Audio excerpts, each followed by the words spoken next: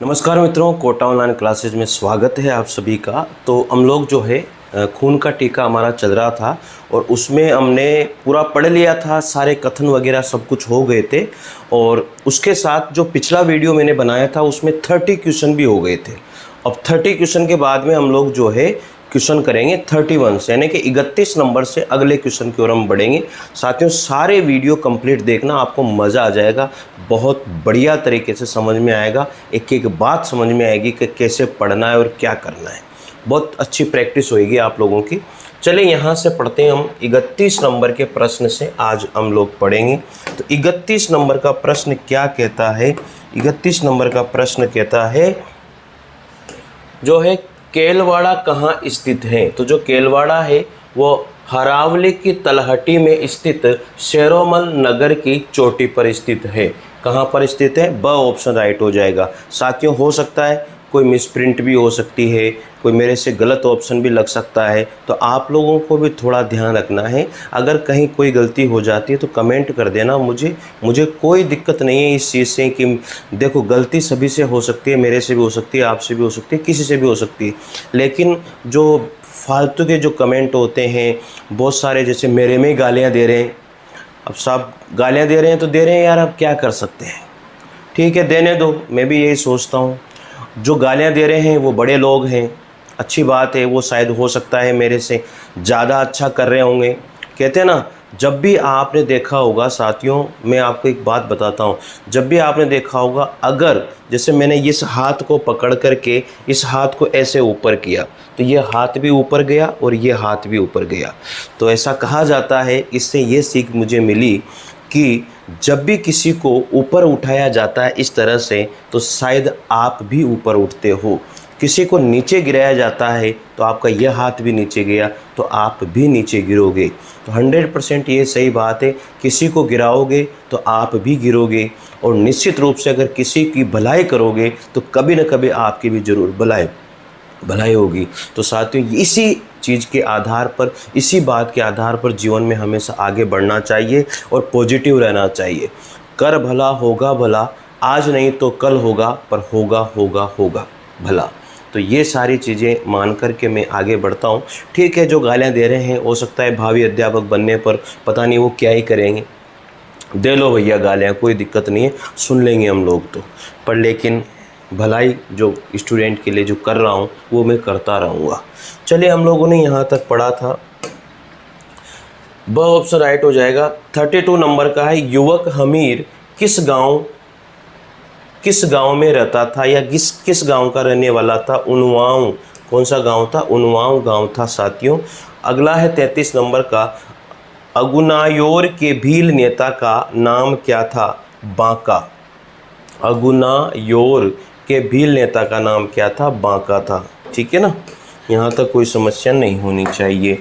आगे जल्दी जल्दी पढ़ते हैं हम लोग। अगुनायोर के भील नेता का नाम क्या था? बांका था। फिर है 34 नंबर का, यादवेंद्र शर्मा चंद्र के प्रथम ऐतिहासिक उपन्यास का नाम क्या था? तो यादवेंद्र शर्मा चंद्र के प्रथम ऐतिहासिक उपन्यास जो था वो खून का टीका था। मैंने बोला ना साथियों, देखो, गलती मेरे से भी हो सकती है, इसलिए आप भी थोड़ा सा किस बात पर ध्यान दें कि अगर हो जाती है गलती तो यार कमेंट कर दो, सर ये नहीं, इसमें ये होगा, पर गालियाँ तो मत दो यार, कम से कम। ठीक है ना, अच्छा नहीं लगता यार, दिल दुखता है इस चीज़ से। ठीक है, 35 नंबर का प्रश्न है, राजस्थान का कोई ऐसा छोटा सा राज्य नहीं है वीर पुरुष उत्पन्न हुआ हो। कर्णम जेम्स टोड के इस कथन का उपयोग लेखक ने कहाँ किया था? उपन्यास के प्रारंभ में ही कर दिया था साथियों। कहाँ किया था? उपन्यास के प्रारंभ में। 36 नंबर का प्रश्न है, उपन्यास का प्रथम वाक्य कौन सा है? उपन्यास का जो प्रथम वाक्य है, मुझे बलिदान दो, मुझे बलिदान दो। तो साथियों, ये प्रश्न आ सकते हैं। 35 नंबर का प्रश्न और 36 नंबर का प्रश्न बहुत इंपॉर्टेंट है। उपन्यास का जो प्रथम वाक्य था वो क्या था? मुझे बलिदान दो, मुझे बलिदान दो। ये याद रखना है बच्चों। ठीक है, आगे बात करते हैं। फिर यहाँ पर 37 नंबर का प्रश्न आता है। 37 नंबर का प्रश्न क्या कहता है? हमीर किस वंश का प्रतापी शासक था? जो हमीर था वो सिसोदिया वंश का प्रतापी शासक था साथियों। 38 नंबर है, आज गांव का रखवाला जा रहा है। यह पंक्ति किससे संबंधित हैं? ये पंक्ति जो है युवक हमीर से संबंधित है। किससे संबंधित है? युवक हमीर से संबंधित है। 39 नंबर का है, सुख दुख गौरव आशंका उत्साह भय विपरीत भावों का मिश्रण उसकी दृष्टि में नाच रहा था। पंक्ति में किसकी मन स्थिति का चित्रण किया गया है साथियों? हमीर की माता की मन स्थिति का वर्णन यहाँ पर किया गया है। आगे बढ़ते हैं। 40 नंबर का प्रश्न है, किसके खून का टीका लगाकर हमीर को राणा घोषित किया गया था? तो वो था मुंजा बालेचा।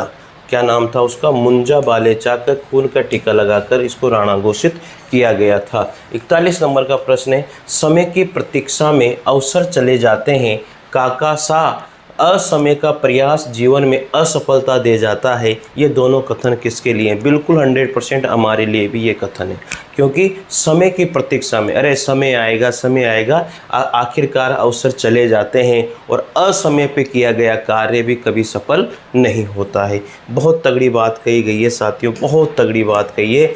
आगे देखते हैं इसके ऑप्शन क्या क्या हैं। ये दोनों कथन किसके हैं? ये दोनों कथन किसके हैं साहब? ये दोनों कथन हैं हमीर और अजय सिंह के कथन हैं। हमीर और अजय सिंह के कथन हैं। अजय सिंह और अनंग सिंह के कथन हैं। हमीर और मुंजा बालेचा के कथन हैं। पवनसी और खेतसी के कथन हैं। किसके कथन हैं साथियों? ये जो कथन हैं हमीर और अजय सिंह के कथन हैं। आगे है 42 नंबर, हमीर को किस घटना के बाद चित्तौड़ का राजा घोषित किया था? हमीर को जो है मुंजा बालेचा के वध के बाद में चित्तौड़ का राजा घोषित किया था, उसके रक्त का टीका लगाया था, है ना? यही बात है ना। अलाउद्दीन खिलजी ने चित्तौड़ पर आक्रमण क्यों किया था? क्योंकि वो पद्मनी को क्या करना चाहता था? उसके पद्मनी को पाने की इच्छा भरपूर थी दिमाग के अंदर। पता नहीं पद्मनी को ही पाना चाहता था, और भी औरतें थी भैया वहाँ पर, और भी वो दूसरी औरतों को ही प्राप्त कर ले, लेकिन नहीं, उसे पद्मनी को जीतना था साहब। ठीक है, उसके लिए तो उसने पूरा चित्तौड़ हिला दिया। मालदेव के पुरोहित का क्या नाम था? जयमाल। मालदेव के पुरोहित का नाम जयमाल था। दीपचंद कौन था? दीपचंद साथियों जो है पुरोहित का पुत्र था। 46 नंबर का है, चित्तौड़ का राजा घोषित होने के बाद हमीर ने किस प्रथा को निभाया था? हमीर ने टीका दौड़ प्रथा को निभाया था साथियों, इसका ध्यान रखना। 47 नंबर का प्रश्न है, राणा हमीर ने टीका दौड़ की प्रथा का केंद्र किसे बनाया था? बालेचा दुर्ग को बनाया था। किसको बनाया था? बालेचा दुर्ग को बनाया था साथियों। ठीक है, थोड़ा स्पीड से चल रहा हूँ मैं, क्योंकि टाइम जो है खराब है साथियों। अभी टाइम खराब नहीं करना भाई, है ना। जीवन का मोह त्याग कर दुर्ग में प्रवेश कर दो, इस कथन में राणा हमीर ने किस दुर्ग में प्रवेश की बात कही है? तो बालेचा दुर्ग में प्रवेश की बात कही है साथियों। आगे है, शेरा और मेरा किसके सेवक थे? शेरा और मेरा जो है खेतसी के सेवक थे। 50, हमीर कहाँ और किसके साथ रहता था? जो हमीर है वो उन्वाओं में अपनी माँ के साथ रहा करता था। तो 50 क्वेश्चन हो चुके हैं। आगे बढ़ते हैं हम इसी क्रम में। साथियों क्वेश्चन बहुत अच्छे हैं, मैं आप लोगों को मैं करवा रहा हूँ, बस आप पढ़ते जाइए, दिल से पढ़ते जाइए, ठीक है ना भाई। आगे है 51 नंबर का प्रश्न है, हमीर ने मलखब कुश्ती तलवारबाजी तीर कमान शस्त्र शास्त्र आदि कहाँ सीखे थे? वो सीखे थे अपनी माँ से। हमीर ने 52 नंबर, हमीर ने चित्तौड़ पर आक्रमण करने की योजना बनाने के लिए किसे बुलाया था? तो अनंग सिंह को बुलाया था साथियों। आगे है, हमीर मुंजा बालेचा का सिर काटने के लिए किस गांव गया हुआ था? गोडवाड़ गांव गया हुआ था वो, ठीक है। आगे कौन सा गांव गया हुआ था? गोडवाड़ गांव गया हुआ था। 54 नंबर का प्रश्न क्या कहता है? 54 नंबर का प्रश्न कहता है, डालने तरवारे पेली ने परनाते गीत कौन गा रहा था? ये एक भील यात्री गा रहा था। डालने तरवारे पेली ने परनाते, ये गीत भील यात्री गा रहा था। ठीक है साथियों, अच्छा लगे तो कमेंट जरूर करना, और एक बार ज़रूर कमेंट करना, क्या ऐसे लोग जो मतलब हम लोग इतनी मेहनत कर रहे हैं, मैं भाई वीडियो बना करके आप लोगों को डालना, और मतलब बहुत सारी प्रोसेस होती है, ये आसान काम नहीं होता है, ऐसे नहीं है कि हो जाता है। लेकिन इस तरह के लोग जो, ठीक है यार भला बुरा कह रहे हैं, कहने दो, कोई बात नहीं, पर जो मेरे साथ जो अच्छे स्टूडेंट जुड़े हुए हैं उनकी बदौलत आज मैं आगे जा रहा हूं और जाता रहूंगा, और आपका ही विश्वास मुझे आगे लेके जाएगा।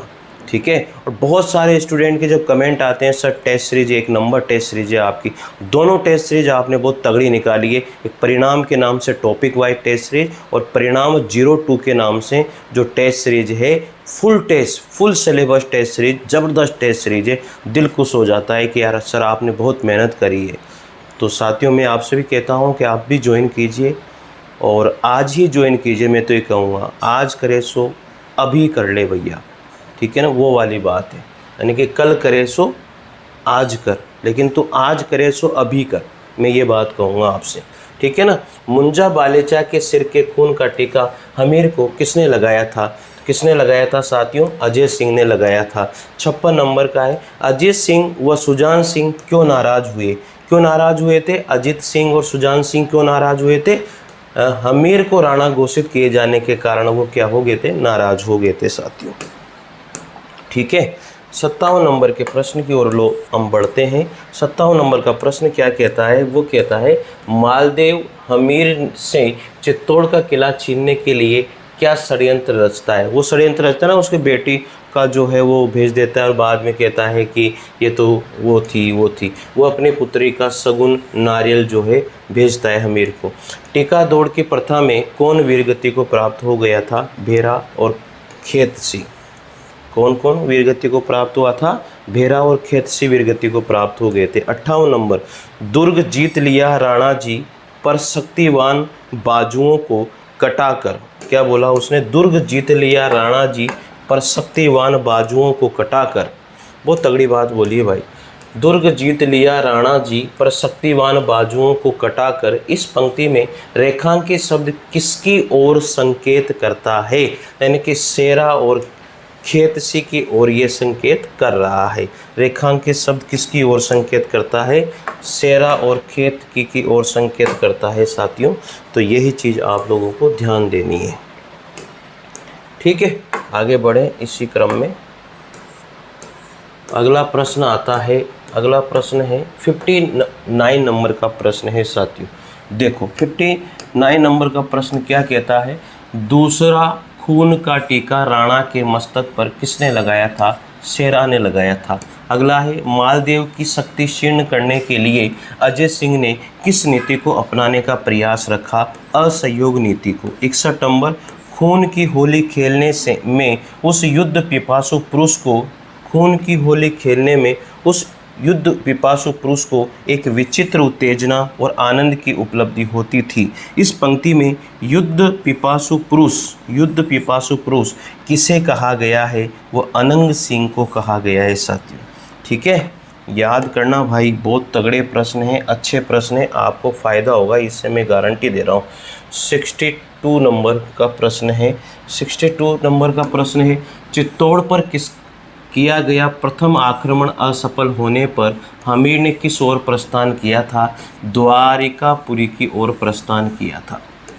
63 फिर सुनो सूर्य के उगते ही समस्त सरदारों एवं सामंतों में तुम ये घोषणा कर दो कि राणा जी जब तक तीर्थ यात्रा करके न लौट आए तब तक हम अहिंसा का युद्ध लड़ेंगे। यह वाक्य किसने किससे कहा था? वेरी इंपॉर्टेंट क्वेश्चन है, इसको ध्यान रखना। अजय सिंह ने पवनसी को ये वाक्य कहे थे। अजय सिंह ने पवनसी को ये वाक्य कहे थे। तो 63 क्वेश्चन में पहला ऑप्शन राइट हो जाएगा भाई। 64 नंबर का प्रश्न है और ये क्या कहता है? असहयोग नीति और रक्तहीन क्रांति का प्रस्ताव किसने स्वीकार नहीं किया था? सरदार भूप सिंह ने स्वीकार नहीं किया था। 65 नंबर अलाउद्दीन जो है चित्तौड़ विजय के बाद किला किस शासक को सौंपकर वापस चला गया था? तो जालोर के मालदेव को सौंप करके वो वापस चला गया था साथियों, ठीक है। 66 नंबर का प्रश्न है अलाउद्दीन की सेना से द्वंद्व युद्ध करने के लिए मेवाड़ की सेना का संचालन कौन कर रहा था? पवनसी कर रहा था। कौन कर रहा था? पवनसी कर रहा था साथियों, ठीक है। यहाँ तक कोई समस्या मेरे हिसाब से तो नहीं होनी चाहिए आप लोगों को। आगे पवनसी कर रहा था। 67 नंबर का प्रश्न है लाखाजी सबसे अधिक प्रेम किस पुत्र से करते थे? वो था अजय सिंह। लाखाजी सबसे अधिक प्रेम जो है किस पुत्र से किया करते थे? अजय सिंह से किया करते थे, ये आपको ध्यान देना है। 68 नंबर का प्रश्न है साथियों। 68 नंबर का प्रश्न क्या कहता है? अब हमारा समय समाप्त हो गया है, हमें भी सम्र अग्नि में आहुति दे देनी चाहिए। ये किसने कहा था? यह हमीर ने कहा था। अब हमारा समय समाप्त हो गया है, हमें भी आहुति दे देनी चाहिए, ऐसा कहने वाले हमीर थे। 69 नंबर का प्रश्न है, युद्ध पश्चात पृथ्वी का आंचल इस प्रकार लाल हो गया जैसे, कैसे हो गया था? वो सदा सुहागिन है। कैसे लाल हो गया था? जैसे वो सदा सुहागिन है। 70 नंबर, राजनीति में दया और करुणा का स्थान नहीं है, ये कौन सोच रहा था? ये सोच रहा था अलाउद्दीन खिलजी। कौन सोच रहा था? अलाउद्दीन खिलजी सोच रहा था साथियों। तो इस तरह से आप लोग पढ़ते जाइए साथियों। मैं खुद आपका टाइम ख़राब नहीं करता, आप सोचिए, मैं यहाँ पर बहुत स्पीड के साथ क्वेश्चन कराता हूँ, नहीं तो मैं बातें करने लग जाऊँ। आपके पास टाइम नहीं है भाई, ना मेरे पास है, ठीक है ना। दोनों मिलकर के टाइम का उपयोग करें, सदुपयोग करें। 71 नंबर का प्रश्न क्या कहता है? 71 नंबर का प्रश्न कहता है, केलवाड़ा में अजय सिंह को कौन तंग करता है? तो मुंजा बालेचा। अजय सिंह के पुत्रों के नाम क्या क्या थे? अजय सिंह के पुत्रों के नाम थे अजीत सिंह और सुजान सिंह। क्या नाम थे? अजीत सिंह और सुजान सिंह। 73, हमीर के साथ द्वारकापुरी की ओर कौन गए थे? तो हमीर के साथ द्वारकापुरी की ओर जो है मेरा और अनंग सिंह दोनों गए थे। मेरा और अनंग सिंह दोनों गए थे साथियों, ठीक है। यहाँ तक कोई समस्या मेरे हिसाब से नहीं होनी चाहिए। 74 नंबर का प्रश्न क्या कहता है? 74 नंबर का प्रश्न कहता है, आपको देखकर मुझे लगा कि वहाँ की अव्यवस्था से व्याकुल होकर आप जन्मभूमि से भाग आए हैं। क्षत्रिय धर्म की अवज्ञा आप जैसे पराक्रमी पुरुषों द्वारा नहीं होनी चाहिए। ये कथन किसने किससे कहा था? तो ये कथन बरवड़ी ने हमीर से कहा था साथियों। द ऑप्शन इसमें क्या हो जाएगा? राइट हो जाएगा, ठीक है। अगला प्रश्न है 75 नंबर का, राणा हमीर को मेवाड़ लौटने तथा विवाह प्रस्ताव आने पर तत्काल स्वीकार करने की सलाह किसने दी थी? उसने बरवड़ी के द्वारा ही दी गई थी। किसने द्वारा दी गई? बरवड़ी के द्वारा ही ये प्रस्ताव स्वीकार करने की बात कही गई थी साथियों। आगे प्रश्न है 76 नंबर, बरवड़ी ने हमीर को क्या वचन दिया था? बरवड़ी ने हमीर को वचन दिया था कि ब ऑप्शन राइट हो जाएगा इसका, 500 घुड़सवारों सहित अपने पुत्र बारू को भेजने का वचन दिया था साथियों, ठीक है। आगे देखिए, बहुत मज़ा आ गया यार प्रश्नों को देख करके। 77 नंबर का प्रश्न है। 77 नंबर का प्रश्न क्या कहता है? हिंसा के बिना कभी कोई अधिकार नहीं मिलता, रोने से मुक्ति और भीख से राज्य मिला करता है।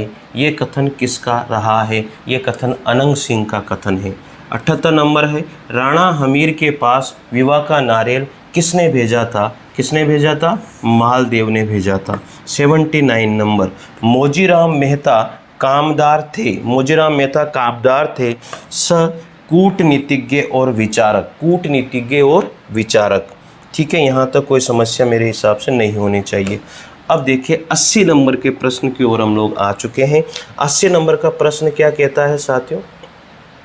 मेरे हिसाब से अच्छे से दिख रहा होगा, कोई समस्या नहीं है भैया, ठीक है ना। 80 नंबर का प्रश्न क्या कहता है?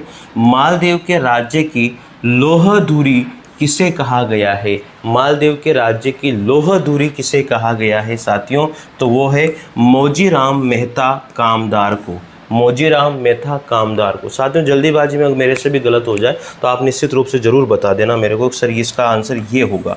81 नंबर का प्रश्न है, चित्तौड़ की रक्षा चाहते हो तो मुकुटधारी राजपूतों का बलिदान दो। ये कथन जो है किसने किससे कहा था? ये कथन साथियों जो है राणा लाखा से देवी भगवती ने कहा था साथियों। किसने कहा था? राणा लाखा से देवी भगवती के द्वारा कहा गया था। तो 81 नंबर का प्रश्न हमने कर लिया।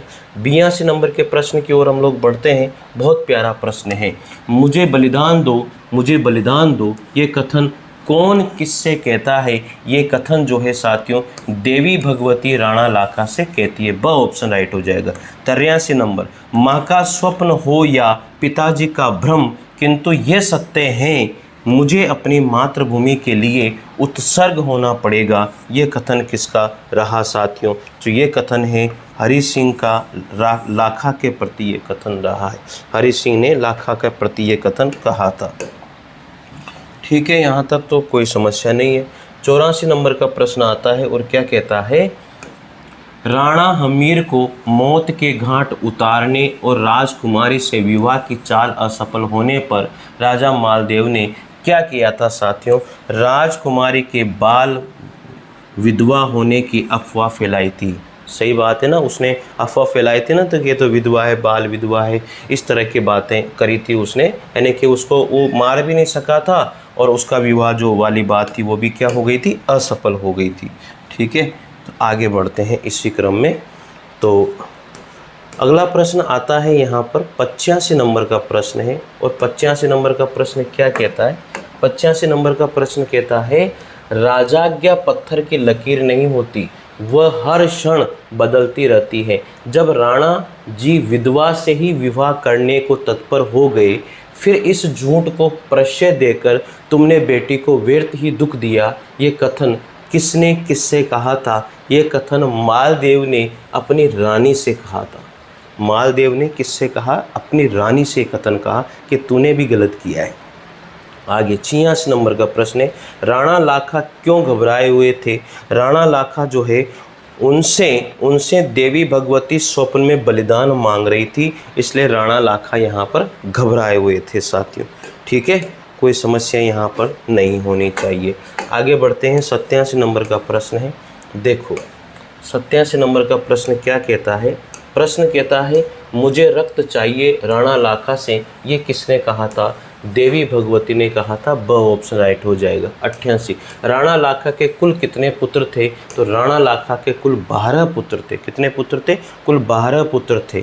89 नंबर का प्रश्न है, आपका कोई धर्म नहीं, आपका कोई कर्म नहीं, आपका अपना कुछ है तो अपना हट, अपनी निरंकुशता, यह कथन किसने किससे कहा था? यह कथन जो है अनंग सिंह ने हमीर देव से कहा था, राणा हमीर से कहा था। बहुत अच्छा प्रश्न है, बहुत अच्छा प्रश्न है साथियों। ठीक है, यहाँ तक कोई समस्या नहीं है। 90 नंबर के प्रश्न की ओर हम लोग बढ़ते हैं, और 90 नंबर का प्रश्न क्या है? अजय सिंह के भील रक्षक वीरों के नाम क्या क्या थे? भेरा और मेरा। क्या नाम था? शेरा और मेरा था शायद, शेरा और मेरा था, भेरा और मेरा नहीं था। ठीक है, शेरा और मेरा था। ठीक है, आप लोग भी बताना, ये शेरा था शायद, है ना? आप लोग भी बताना शेरा था या फिर भेरा था, ज़रूर बताना। ठीक है ना। आगे 91 नंबर का प्रश्न है, अजय सिंह को केलवाड़ा में किसने तंग किया था? तो राजा मुंजा बालेचा ने। अजय सिंह को केलवाड़ा में किसने तंग किया था? मुंजा बालेचा ने। 92 नंबर का प्रश्न है, मालदेव के कामदार का क्या नाम था? मालदेव के कामदार का नाम था मोजीराम। क्या नाम था? मोजीराम। जाएगा ना याद। आगे 93 नंबर, राणा हमीर ने समस्त मेवाड़ का सेनापति किसे बनाया था? तो राणा हमीर ने समस्त मेवाड़ का सेनापति अनंग सिंह को बनाया था। किसको बनाया था? अनंग सिंह को बनाया था। ठीक है, याद रखना इन बातों को।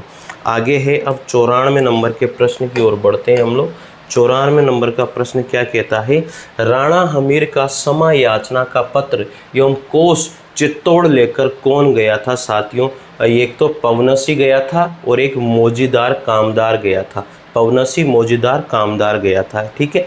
95, चित्तौड़ विजय के लिए राणा हमीर ने क्या योजना बनाई थी? गुरिल्ला युद्ध करने की योजना बनाई थी। बिल्कुल सही बात है, उसने छिप कर के युद्ध करने की योजनाएं बनाई थी साथियों। कर लोगे ना, इसमें तो कोई दो राय नहीं है। और रानी और कामदार के जरिए मुख्य द्वारपालों को उत्कोच देकर अपने पक्ष में करने की योजना बनाई थी। तो इसमें जो बात आएगी ना, ये ब ऑप्शन ही राइट होगा इसमें। ये वाली बात है, वो गुरिल्ला युद्ध वाली इसमें राइट नहीं है भैया। 96, भीलों को चित्तौड़ विजय के लिए कौन संगठित कर रहा था? मेरा। शेरा और मेरा थे। अब शेरा था भेरा था, ये मैं कंफ्यूज हूँ, आप लोग कमेंट करके बताना कि कौन था। 97 नंबर का प्रश्न है, उपन्यास के अंतिम चरण में खून का टीका किससे लगवाया था? उपन्यास के अंतिम चरण में खून का टीका जो है राणा हमीर ने सरदारों को अपने खून से, राणा हमीर ने सरदारों को अपने खून से लगाने की बात कही है। 98 नंबर का प्रश्न आ जाता है। अब 98 नंबर का प्रश्न क्या कहता है? देखो, मालदेव के पुत्र का क्या नाम था? तो मालदेव के पुत्र का नाम था जेसा। क्या नाम था? जेसा। ठीक है, 99। राणा हमीर के पिता का क्या नाम था? तो राणा हमीर के पिता का नाम हरि सिंह था। खून का टीका उपन्यास में कितने परिच्छेद हैं? तो 27 परिच्छेद हैं साथियों। 101। हमीर ने चित्तौड़ के दुर्ग पर विजय के पश्चात कौन सा ध्वज फहराया था? तो महावीर हनुमान अंकित लाल ध्वज उन्होंने पहराया था साथियों। बहुत प्यारे प्रश्न है, आपका कमेंट मेरे पास आना चाहिए। अगर मैं मेहनत कर रहा हूँ, वाकई में मैं मेहनत कर रहा हूँ कि नहीं सर आप बहुत अच्छी मेहनत कर रहे हो, हमारे बहुत फ़ायदा हो रहा है, और इस तरह के आज तक जो है ना कोई करते नहीं है, बस टाइम ख़राब करते हैं। बताओ इसका आंसर क्या होगा? कम से कम 20 क्वेश्चन के अंदर ही वो जो है ना एक एक डेढ़ घंटे बस ख़राब कर देते हैं। अगर ऐसा है साथियों, मैं नहीं करता कभी भी। आपने देखा होगा मैं आधे घंटे में 100-150 क्वेश्चन करा देता हूँ।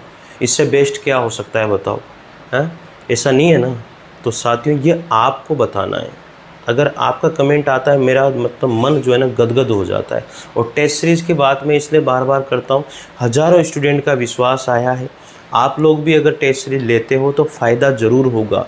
अरे मैं आपसे कह रहा हूँ ना, आपने कहीं भी किसी की भी टेस्ट सीरीज ली है, एक बार अगर आप लेके देखिए, मैं खुद कह रहा हूँ आपसे, 200-250 रुपये कोई ज़्यादा नहीं है। अगर 200-250 रुपये में अगर मान लीजिए आपके 5 नंबर भी अगर बढ़ जाते ना, तो आप मुझे दुआएं ज़रूर दोगे। और मैं गारंटी दे रहा हूँ आपको, मैं गारंटी दे रहा हूँ, अगर आपके जो है ना उनसे बेस्ट आपके अगर ये टेस्ट सीरीज नहीं निकले, गारंटी मेरी, आपको खुद को लगेगा कि वाकई में यार सर ने जो बोला है 100% सही है। बहुत प्यारी, बहुत अच्छे क्वेश्चनों के साथ मैंने टेस्ट सीरीज लगाई है।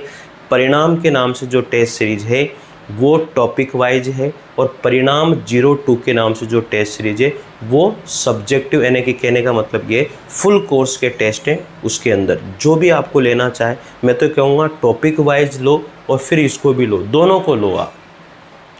ज़्यादा कोई उसमें ये नहीं, आपको बहुत फ़ायदा होगा, मैं वादा करता हूँ। एक बार मेरा विश्वास करके आप कीजिए, मेरा विश्वास कीजिए। मैं फिर कह रहा हूँ आपसे, मेरा विश्वास कीजिए, आपको बता रहा हूँ मैं, कभी भी मैं आपका विश्वास नहीं तोड़ूंगा, ये मैं वादा करता हूँ इस बात के लिए स्टूडेंट के साथ। ठीक है साथियों, चलिए बाकी देखो, मेरा कहना है विश्वास दिलाना है, अब आपकी इच्छा के ऊपर है कि आपको क्या करना है क्या नहीं करना है। मैं बार बार कहता हूँ, इसलिए कहता हूँ कि आपको विश्वास हो, आप विश्वास करें, क्योंकि दुनिया में बहुत सारे ऐसे हैं जो फ्रॉड चल रहे हैं, बहुत सारे ऐसे हैं जो बहुत लूट मार चल रही है ना। आप खुद देखिए, 10-10 टेस्ट 1500-1500 रुपये में, 2-2 हज़ार रुपये में, 2100-2100 रुपये में दे रहे हैं लोग 10 टेस्ट। मैं यहाँ पर आपको टॉपिक वाइज टेस्ट सीरीज मात्र 200-250 रुपये में टेस्ट दे रहा हूँ। मैं आपको 150 रुपये या 160 रुपये में आपको मैंने 10 टेस्ट दे दिए जो सब्जेक्टिव टेस्ट है। अगर ऐसे टेस्ट आपको मिल जाए ना, सब्जेक्टिव टेस्ट जो मैं डाल रहा हूँ ऐसे मिल जाए, मेरी गारंटी है, आप खुद कहना, आपको खुद को लगेगा कि यार सर ने बहुत मेहनत करी इन टेस्ट के अंदर, इसलिए कह रहा हूँ मैं। और नोट्स अगर आपको मंगवाने, हिंदी साहित्य के इतिहास के नोट्स मंगवाने हैं, या फिर आपको काव्य शास्त्र के नोट्स मंगवाने हैं, या वन लाइनर हिंदी साहित्य का इतिहास के नोट्स मंगवाने हैं, आप मंगवाइए, आपको बहुत अच्छा लगेगा। मैं तो कह रहा हूँ हिंदी साहित्य के इतिहास के नोट्स तो मंगवा ही लीजिए, क्योंकि हैंड रिटन नोट्स हैं, आगे भी आपके बहुत काम आएंगे। और अभी से पढ़िए उन नोट्स को, मज़ा आ जाएगा आपको, दिल से बता रहा हूँ। बाकी आपकी इच्छा यार, और तो क्या कह सकता हूँ मैं, वो तो आपकी इच्छा के ऊपर है भाई, कोई कुछ नहीं कर सकता उसमें। तो 102 नंबर का प्रश्न आता है। 102 नंबर, अगुनायुनोर से कौन राणा हमीर से मिलने आया था? भील नेता, बांका और मेरा। 103, मंत्रणा कक्ष में मेवाड़ के सभी सामंतों के सामने दिल्ली के समाचार किसने प्रस्तुत किए थे? दीपचंद ने। असत्य कथन इनमें से आप लोगों को बताना है, इनमें से जो असत्य कथन है वो कौन सा है। ठीक है, इनमें से असत्य कथन कौन सा है साथियों? देखो, मैं एक लिंगेश्वर का दीवान हूँ और तुम मेरे, हमीर ने मोजीराम से कहा है। फिर आप पापी ही नहीं नराधम भी हैं, राजकुमारी ने हमीर से कहा। तो देखो मैं बताता हूँ, इनमें ये भी बिल्कुल सही है, और आप पापी ही नहीं नराधम भी हो, राजकुमारी ने हमीर से कहा, ये भी बिल्कुल सही है। नारी सुलभ स्वभाव गोपनीयता का आदि नहीं, हमीर ने रानी से कहा, ये हुआ ही नहीं। धर्म राजनीति का सहोदर नहीं हो सकता, मौजी राम ने हमीर से कहा। तो ये तीनों तो सही है, ये सब ऑप्शन इसका क्या हो जाएगा, गलत हो जाएगा साथियों। ठीक है भाई, चलिए आगे बढ़ते हैं अब इसी क्रम में। अगला यहाँ पर आता है 105 नंबर का प्रश्न है, और 105 नंबर का प्रश्न क्या है, असत्य यहाँ पर पहचानना है। शक्तिशाली होने का ये तात्पर्य नहीं है कि दुर्बल को दबाएं, पवनसी ने कहा है। असत्य कथन को यहाँ पर पहचानना है, बिल्कुल ये पवनसी ने ही कहा था। युद्ध मनुष्य को राक्षस बनाता है, चारण अमरदान ने कहा, सही है। मैं आपका स्वामी भक्त रहूँगा, राणा जी मैं आपकी गाय हूँ, ये जैसा ने कहा, ये भी सही है। ज़्यादा होशियारी में कभी कभी किरकिरी होती है, हमीर ने कहा, ये गलत है, ये हमीर ने नहीं कहा था। 106 नंबर का प्रश्न है, हमीर के लिए दिल्ली से गुप्त संदेश लाने वाला दीपचंद किस वेश में आया था। दीपचंद एक बंजारे के वेश में आया था साथियों। किस वेश में आया था, एक बंजारे के वेश में आया था दीपचंद। आगे बढ़ते हैं, 107 नंबर का प्रश्न है, और क्या कहता है, मालदेव किस राजवंश से संबंध रखता था। वो सोनगरा से संबंध रखता था। 108 सिसोदिया वंश के राणा अपने को किसका दीवान मानते थे, एकलिंगेश्वर का दीवान मानते थे। 109 राणा लाखा को स्वप्न में कौन दिखाई देता है। राणा लाखा को स्वप्न में उनकी कुल देवी भगवती दिखाई देती है। 110 देवी भगवती ने स्वप्न में राणा लाखा से क्या कहा था। उसने कहा था कि मेवाड़ को यवनों से बचाने के लिए अपने पुत्रों का बलिदान तुम्हें देना पड़ेगा। मेवाड़ को यवनों से बचाने के लिए अपने पुत्रों का बलिदान तुम्हें देना पड़ेगा। तो स ऑप्शन इसमें क्या हो जाएगा, राइट हो जाएगा साथियों। ठीक है, 111 नंबर के प्रश्न की ओर बढ़ते हैं। 111 नंबर का प्रश्न क्या कहता है, राणा लाखा का स्वप्न सुनकर बलिदान के लिए कौन तैयार हो गया था। उनका ज्येष्ठ पुत्र बलिदान के लिए तैयार हो गया था, हरि सिंह, सबसे बड़ा बेटा। 112 माँ का स्वप्न हो या पिताजी का भ्रम, किंतु वह सत्य है, मुझे अपनी मातृभूमि के लिए उत्सर्ग होना पड़ेगा। कथन किसका है, हरि सिंह का कथन था, क्योंकि उनका बड़ा पुत्र था और उसने ये बात सुन ली थी। ठीक है, तो चलिए 113 नंबर के प्रश्न की ओर आगे बढ़ते हैं। 113 नंबर का प्रश्न क्या कहता है, असंभव और नहीं शब्दों में मुझे श्रद्धा और विश्वास दोनों नहीं है। ये कथन किसका है, यहाँ पर ये कथन हमीर का कथन है साथियों। कथन किसका है, हमीर का कथन है।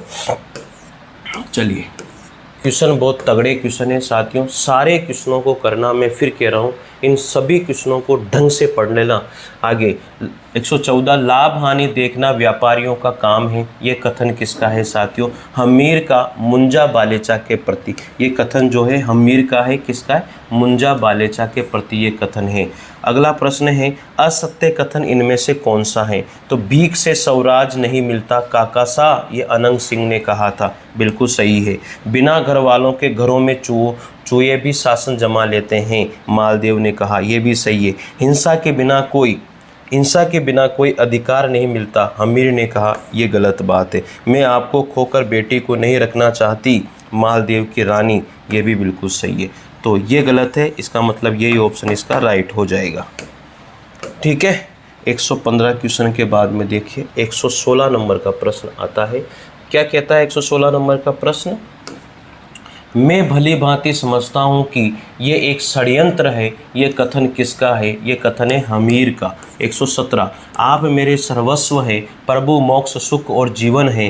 ये किसने किससे कहा था, ये सोनगरा राजकुमारी ने हमीर से कहा था। 118 हरि सिंह को राजमुकुट पहनने से पहले किस नाम से जाना जाता था, और अर्शी के नाम से उसे जाना जाता था। तो 118 प्रश्न हम लोगों ने कर लिए हैं साथियों।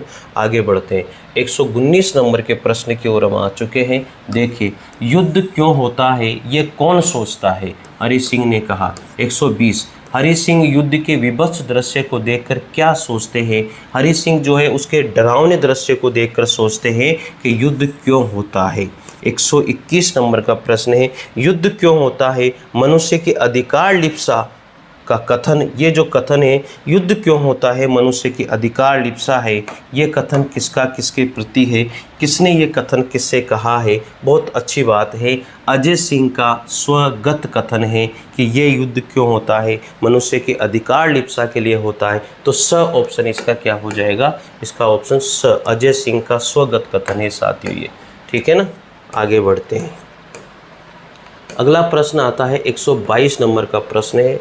सारे प्रश्न करना, पूरा ढंग से वीडियो देखना, कंप्लीट वीडियो देखा करो, सारे प्रश्न किया करो, एक एक बात जो भी वीडियो है अच्छे से पढ़ो, अच्छे से देखो, और कोई भी क्वेश्चन आपको लगता है कि नहीं ये देखने लायक प्रश्न है तो उन्हें अच्छे से देखो, ठीक है भाई।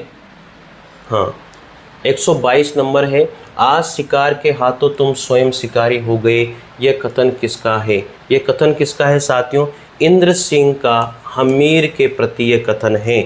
हरि सिंह किस उद्घोष के साथ युद्ध की शुरुआत करते हैं, हरि सिंह जो है हर हर महादेव के साथ युद्ध की घोषणा करते हैं साथियों। 124 नंबर का प्रश्न है, मोहम्मद तुगलक की सेना ने चित्तौड़ पर आक्रमण करते समय कहाँ पड़ाव डाला था, सिंघोली में पड़ाव डाला था, कहाँ डाला था, सिंघोली में पड़ाव डाला था साथियों। तो 124 नंबर का प्रश्न हमने कर लिया है। आगे बढ़ते हैं, 125 नंबर का प्रश्न आ जाता है, और 125 नंबर का प्रश्न क्या कहता है, आज हमारे समक्ष एक ही जलता प्रश्न है, राणा के सामने कौन सा प्रश्न था, तो राणा के सामने प्रश्न था मेवाड़ की रक्षा करने का। 126, युद्ध समाप्ति पर खिलजी ने जौहर की चिता को देखकर क्या कहा था, ये क्वेश्चन यार मुझे बहुत अच्छा लगा, उस समय भी ये बात मुझे बहुत अच्छी लगी थी कि उस चिता को देख कर के उसने क्या कहा था कि मेरी पद्मनी जल गई, उसका मासूम शरीर जलकर खाक हो गया, मेरी पद्मनी जल गई और उसका मासूम शरीर जल कर के खाक हो गया, ऐसा अलाउद्दीन खिलजी उसको देख कर के कहता है, ठीक है। 127 नंबर के प्रश्न की ओर आगे बढ़ते हैं। 127 नंबर का प्रश्न कहता है साथियों, देखो, संसार में यदि कोई वस्तु अमर है तो वह मृत्यु है, ये कथन किसका है, यहाँ पर ये कथन है पवनसी का, मेरा से कथन है। पवनसी ने कहा था किससे, मेरा से। संसार में यदि कोई वस्तु है वो अमर है तो वो मृत्यु है, ये कहने वाले कौन है, पवनसी ने किससे कहा, मेरा से कहा था। 128 नंबर का प्रश्न है, निम्न में से कौन सा कथन सही नहीं है, देखो इनमें से कौन सा कथन सही नहीं है। महाराणा युद्ध के बाद शिकार खेलने जाते थे, ये भी सही है। वे उस युवती पर मोहित होकर उससे विवाह कर लेते हैं, ये भी सही है। ग्राम वाला उन्हें खेत न उजाड़ने के लिए टोकती है, ये भी सही है। वे एक हिरण को शिकार करके मार देते हैं, ये गलत है, ठीक है ना, ये गलत है यहाँ पर। 129 नंबर का प्रश्न है, दक्षिण में नए वंश की नींव किसने डाली थी, सुजान सिंह ने। दक्षिण में नए वंश की नींव डालने वाले कौन थे, सुजान सिंह थे साथियों, ठीक है, कर लोगे। चले आगे बढ़ते हैं, पढ़ना प्रैक्टिस करना भाई, ठीक है ना, पूरा वीडियो देखा करो। सुजान सिंह ने दक्षिण में क्या परंपरा डाली थी, अब सुजान सिंह ने दक्षिण में क्या परंपरा डाली थी, देखो यहाँ पर पहला ऑप्शन है, जो नया राजा बनता वह समीप के राज्य से वैवाहिक संबंध बनाता था, वह समीप के राज्य से वैवाहिक संबंध बनाता था। आगे बढ़ते हैं इसी क्रम में, समीप के राज्य से वैवाहिक संबंध बनाता था। और अगला ऑप्शन है, जो नया राजा बनता वह समीप के राज्य को जीतता था, ये ऑप्शन इसका राइट हो जाएगा।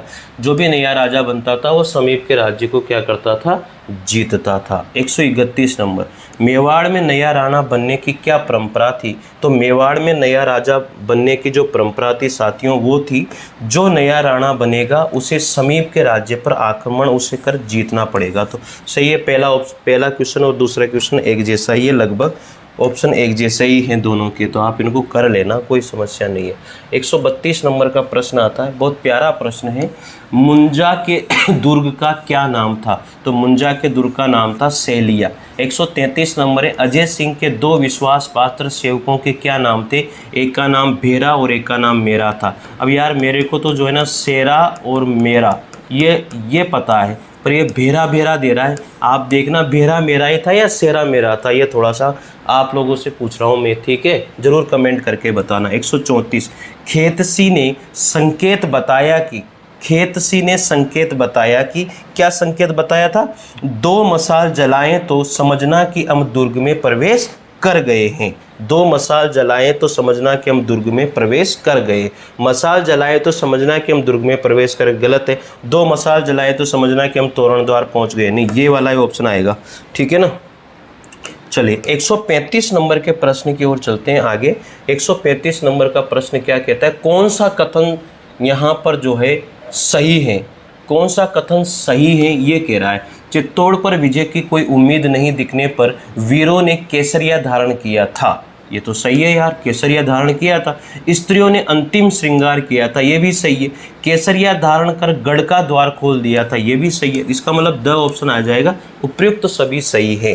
36 नंबर का 136, हमीर युद्ध के पश्चात तीर्थ यात्रा करने कहाँ चले जाते हैं, कहाँ चले जाते थे, द्वारकाधीश चले जाते थे वो। 137, हमीर निरुद्देश्य यात्रा करते हुए कहाँ पहुँच गए, हमीर जो है निरुद्देश्य यात्रा करते हुए गुजरात के खोड़ गांव में पहुँच गए थे। कहाँ पहुँच गए थे, गुजरात के खोड़ गांव में पहुँच गए थे साथियों। ठीक है, यहाँ तक तो कोई समस्या नहीं है मेरे हिसाब से।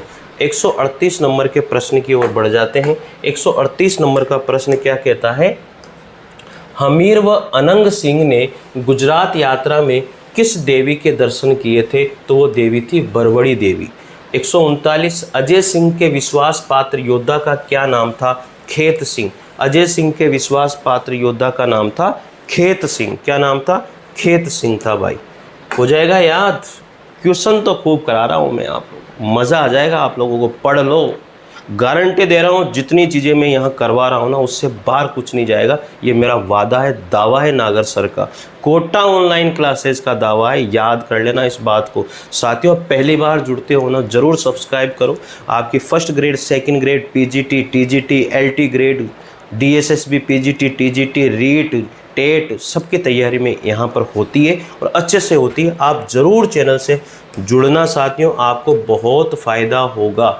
140 नंबर का प्रश्न है, क्या कहता है, हमीर केलवाड़ा में गुरिल्ला युद्ध पद्धति से युद्ध लड़ता, उससे क्या लाभ होता, उससे क्या लाभ होता साथियों, शत्रु सेना शीर्ण हो जाती, राइट है। हमीर को अस्त्र शस्त्र मिल जाते, ये भी राइट है। इसका मतलब स ऑप्शन राइट हो जाएगा। 141, मेवाड़ वासियों से मालदेव से असहयोग की अपील कौन करता था, वो था पवनसी, स ऑप्शन राइट हो जाएगा। देवी बरवड़ी के पुत्र का क्या नाम था, उसका नाम था बारू। क्या नाम था, बारू। 143 नंबर का है, उपन्यास में जो राजपूत विधवा से विवाह करते हैं उसे क्या कहा जाता था, उसे कहा जाता था नात्रायत। क्या कहा जाता था, नात्रायत। जो भी विधवा से विवाह करता था उसे कहा जाता था नात्रायत। याद कर लेना भाई, 143 नंबर के प्रश्न को अच्छे से याद कर लेना, नहीं तो मामला गड़बड़ है फिर। 144 नंबर का प्रश्न आता है और 144 नंबर का प्रश्न क्या कहता है, चित्तौड़ के किले के इनमें से कौन सा द्वार का नाम नहीं है। मैंने बोला था ना आपको, जो 8 द्वार थे उनमें से देखो द्वार के नाम पूछेगा ही पूछेगा वो। जोड़ला पोल, ठीक है, राम पोल, हाथ पोल, हनुमान पोल, ये हाथ पोल नहीं था। 145, चित्तौड़ विजय के बाद मोजीराम कामदार ने राणा को क्या बताया था, राणा को क्या बताया था भैया, राजकुमारी बाल विधवा नहीं है, ये मालदेव का षड्यंत्र था। मालदेव हमीर को विवाह के बहाने समाप्त करना चाहता था, तो उपयुक्त सभी, तो यहाँ पर द ऑप्शन राइट हो जाएगा, उपयुक्त सभी ऑप्शन इसका राइट होगा। 146 नंबर के प्रश्न की ओर बढ़ते हैं। 146 नंबर का प्रश्न क्या कहता है, बहुत तगड़ा प्रश्न है। देवी बरवड़ी जब चित्तौड़ विजयोपरांत चित्तौड़ आई तो उसकी अगवानी करने के दरवाजे पर कौन आया था, स्वयं हमीर आया था। 147, हमीर ने सूर्य की आराधना में जो श्लोक उच्चारण किया वह कहाँ से उद्धृत किया गया है, वो उद्धृत किया गया है ऋग्वेद सूक्त 50 प्रथम अष्टक अध्याय 4, लेखक थे उसके राम गोविंद, यहाँ से ये उच्चारित किया गया था। तो इसमें स ऑप्शन राइट हो जाएगा, याद हो जाएगा, कोई परेशानी नहीं होनी चाहिए। 148 नंबर का प्रश्न है, हमीर ने तुगलक को हराकर किस कीमत पर मुक्त किया था, उसे क्या कीमत दी थी, 3 माह कारावास और 50 लाख नगद देकर के उन्होंने मुक्त कर दिया था साथियों। ठीक है ना, तो उस तरह से मुक्त किया था। आगे देखो 149 नंबर का प्रश्न है, बहुत प्यारा प्रश्न है भाई, बहुत तगड़ा प्रश्न है। देखो, हमीर ने मालदेव के पुत्र जैसा को मुक्त कर, मालदेव का पुत्र था जैसा, मुक्त कर क्या दिया, उसे क्या दिया था, नीमच, जोरण और रतनपुर दिया था कि तू भी पेट भर ले। 50 राव मालदेव ने हमीर से संधि करने के लिए षड्यंत्र पूर्वक क्या भेजा था? उसने भेजा था अपनी बेटी के विवाह का नारियल भेजा था। 151 अजय सिंह केलवाड़ा में क्या सपने देखता है? अजय सिंह केलवाड़ा में चित्तौड़ को स्वतंत्र कराने के सपने देखता था साथियों। 151 में स ऑप्शन राइट हो जाएगा। ठीक है, बढ़ें आगे देखते हैं। 152 नंबर का प्रश्न आता है और वो क्या कहता है? हमीर ने चारण बारूकी को क्या भेंट दी? हमीर ने चारण बारूकी को नेग और आंतरी गांव भेंट दिया था। 153 शिकार करते समय हरि सिंह के घोड़े के पैर में चोट क्यों आ जाती है? चोट क्यों आ जाती है? युवती गोफन चला रही थी, उससे चोट आ जाती है। ब ऑप्शन राइट है। 154 गुल के वास्ते आया था, छार भी न मिला, कथन जो है किसने किसके लिए कहा था? ये जो कथन है अलाउद्दीन खिलजी ने पद्मनी के लिए कहा था साथियों। तो याद करना, ये कथन किसने किसको कहा था? अलाउद्दीन खिलजी ने पद्मनी के लिए ये कथन कहा था साथियों। बहुत प्यारा प्रश्न है और ये प्रश्न आने के पूरे चांस हैं। अलाउद्दीन खिलजी ने पद्मनी के लिए बात कही थी। 155 अलाउद्दीन को वो वासना के देवता, तूने एक स्त्री के खातिर शस्त्रों का सुहाग छीन लिया, किसने कहा था? ये जो है मेवाड़ की वृद्ध महिलाओं ने कहा था। मेवाड़ की वृद्ध महिलाओं ने कहा था अलाउद्दीन खिलजी से। ठीक है, 155 नंबर का प्रश्न हो चुका है। चलिए 156 नंबर के प्रश्न की ओर चलते हैं साथियों। वो है केलवाड़ा कहाँ पर स्थित था? तो शेरोमल पर्वत की चोटी पर स्थित था। 157 हरि सिंह का छोटा भाई अजय सिंह निर्वासित जीवन कहाँ व्यतीत कर रहा था? वो केलवाड़ा में ही व्यतीत कर रहा था। तो ब ऑप्शन राइट हो जाएगा। तो साथियों, ये बहुत प्यारे प्रश्न थे और इन सभी प्रश्नों को हम लोगों ने देखा है और एक एक प्रश्न मैंने आप लोगों को करवा दिया है मित्रों। सारे प्रश्न आप लोगों के मैंने एक एक प्रश्न आप लोगों को बता दिया है। ईश्वर करे जो भी मेरे से पढ़ रहा है या पढ़ना चाहता है, भगवान निश्चित रूप से उनको जो है सफलता प्रदान करे। और मैं फिर एक बार फिर आप लोगों को मोटिवेट करूंगा कि निश्चित रूप से आप जो है परिणाम के नाम से टेस्ट सीरीज जो मैंने दी है ऐप के ऊपर, उसे ज़रूर ज्वाइन कीजिए। ऐप का लिंक डिस्क्रिप्शन में दिया हुआ है, नंबर दिए हुए हैं, कोई भी समस्या है आप पूछिए। लेकिन साथियों, मैं आपसे फिर कहता हूँ कि एक बार मेरा विश्वास करके टेस्ट सीरीज ज़रूर ज्वाइन कीजिए। हिंदी साहित्य के नोट्स सेकंड ग्रेड के, फर्स्ट ग्रेड के, किसी के भी पीजीटी टीजीटी जो भी आपको नोट्स मंगवाने हैं, हिंदी साहित्य के, काव्य शास्त्र के नोट्स, वन लाइनर आपको हिंदी साहित्य के नोट्स और हिंदी साहित्य और काव्य शास्त्र के टॉपिक वाइज क्वेश्चन के नोट्स आपको मंगवाने साथियों, मेरे हाथों के हैंड रिटन है सारे के सारे। जो हिंदी साहित्य के नोट्स हैं वो पूरे हैंड रिटन है मेरे हाथों के, कम से कम 8 से 10 किताबों का मिश्रण है। आपको मज़ा आ जाएगा, मैं गारंटी दे रहा हूँ। एक तो टेस्ट सीरीज आप ज्वाइन कीजिए और एक हिंदी साहित्य के इतिहास के जो नोट्स हैं जो मैंने खुद ने लिखे मेरे हाथों से, बहुत सारी किताबों का मिश्रण है। 11-12 की जो किताब है संक्षिप्त इतिहास, उसका मिश्रण है, सभी का मिश्रण है। मज़ा आ जाएगा जब आप पढ़ोगे। तो दो चीज़ें कीजिए, एक तो टेस्ट सीरीज ज्वाइन कीजिए और एक निश्चित रूप से जो है आप नोट्स को आपके लिए बहुत प्यारे हैं। तो दोनों चीज़ें जो मैं कह रहा हूँ एक बार करिए, आपको बहुत फ़ायदा होगा। बाकी आपकी इच्छा है, मेरा आपको प्रोत्साहन उत्साहित करने का मन है और मैंने किया आपको। बाकी ये चीज़ जो प्रैक्टिस में करवा रहा हूँ, जो आपको बता रहा हूँ, कैसा लगा कमेंट ज़रूर करना साथियों। धन्यवाद आप सभी का। अगला वीडियो हम लोग दूसरा लेके आते हैं। ये तो ख़त्म हो गया, खून का टीका अपना यहाँ पर ख़त्म हो जाता है। अगले वीडियो पर हम लोग बढ़ते हैं। अगली कोई भी जो भी रचना होगी वो हम लोग देखेंगे। मेरे हिसाब से उपन्यास जो है नाटक ले लेंगे, लहरों का राजहंस, उसको हम लोग देखते हैं। थैंक यू, जय हिंद।